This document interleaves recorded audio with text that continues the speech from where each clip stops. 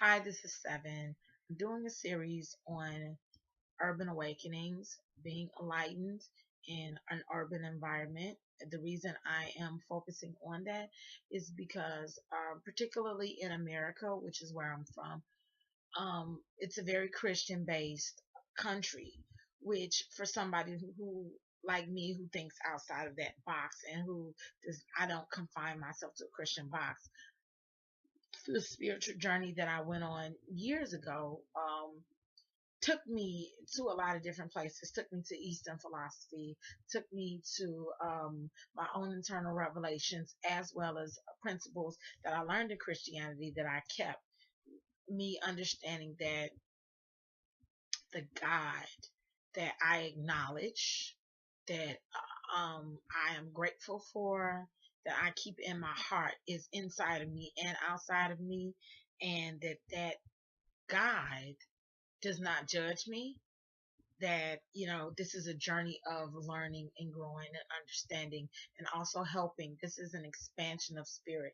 This process of being in this human body, this spiritual creature in this human body, is a process of remembering that we are spiritual creatures in human bodies. And as you do that, you begin to learn that you can shift your perception from the human body part of your life to the spiritual being part of your life. And in doing that, you stop suffering so much. You learn how to live from a place of joy and from a place of peace. I'm in a process of shifting.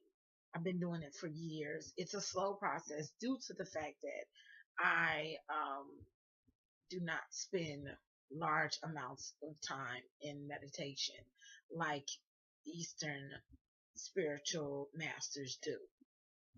The fact that I am a woman and I have children, I have responsibilities. It's a very slow process, but there are certain things that I have learned along the way that now I'm sharing. There's certain tips that I'm sharing. So I'm going to share this tip, and I call it the state of being. And I learned this from quite a number of different places. The channel Muji was the first channel. Muji is a guru here on YouTube that I first learned this of being in a state of awareness. And what I do is it's kind of like what Deepak Chopra says is being in a state of a meditative state at all times. I've gotten to a point now, just using my own journey as an example, where I can do it about 50% of the day. I'm in the state of awareness. Sometimes I get pulled out of this state and I get pulled into a state of what's going on in front of me where I completely forget that I'm a spiritual being, and that, sometimes the old me completely takes over. And, especially when anger or negative aspects come into play, or feelings that I feel about myself and my own self esteem begin to gnaw at me. I'm a person that I suffered from depression for many years, and I've never taken medicine, and I've committed my life to overcoming that through spiritualism. So being in a state of awareness means remembering who you are at all times. You are a piece of God, a God spark. You came from the mind of God. When they say that God created you in his image, God created you in the image of God. You forgot who you were. When you let the distractions of being a human distract you from your own divine power, you forgot. When you get into a state of awareness of just keeping that thought with you at all times, that you have divine power. You are a child of God. Everybody, every human. There is not one human out there that is not a child of God, because we were all made and formed from the creation of God.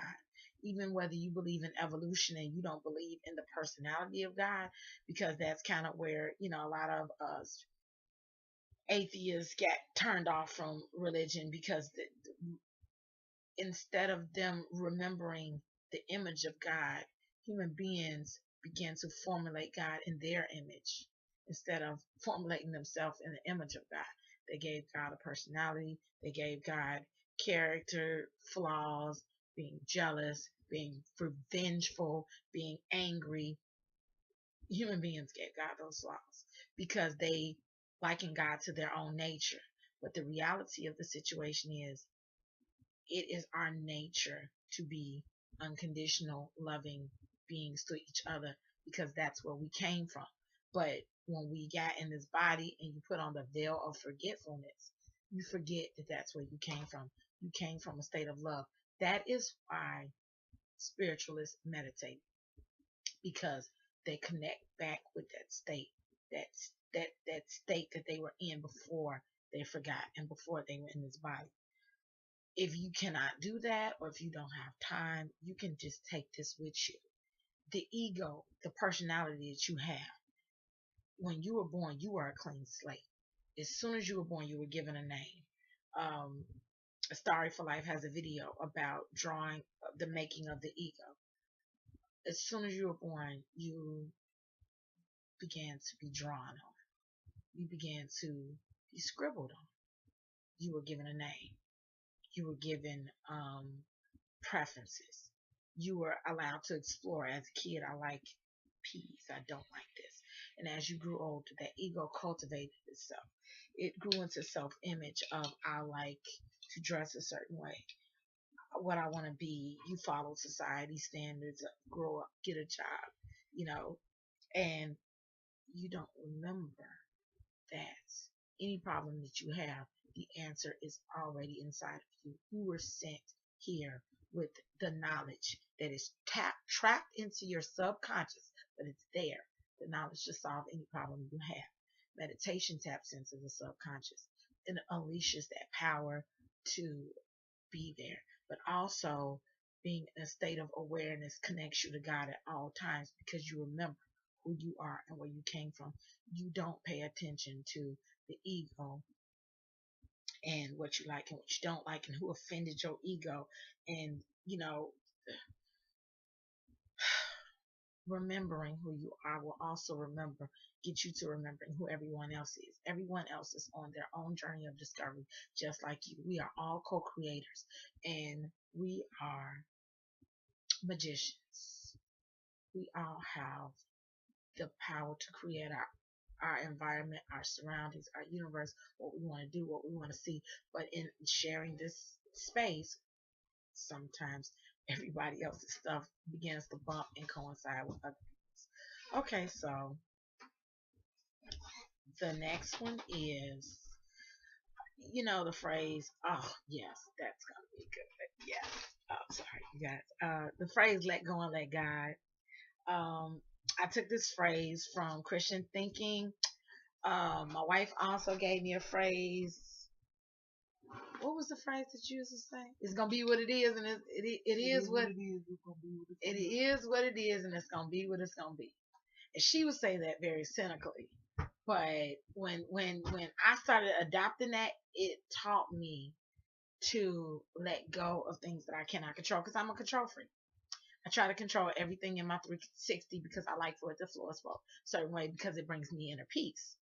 When everything is flowing nicely, I'm just zen and I'm, loving and everything. And as soon as I hit a bump, I am wrathful, vengeful, godlike, I get that God personality, God. But letting go, letting be, surrendering to God's will, surrendering to, I wouldn't even say a higher power. It's good. I wouldn't even say a higher power. I would say surrendering to what is. In the Bible, when Moses asked God, "Who shall I say sent me?" God said, "I am." I am is I am what I am. It's gonna be what it is. It is what it is. That's God to me. That is that force that you can't do nothing about. That is the way your life is gonna go. And if you keep fighting it, Oprah Winfrey made this comment about going with the stream, just flowing with the stream instead of fighting against the current, just flowing with it, which is so hard to do when you're used to fighting against the current. But, as you begin to do that, you begin to surrender to the will of God for your life, going in the direction that, us as spiritual beings, we have the natural ability because we little baby gods. We have the ability to create. We create our own circumstances in our own lives every day.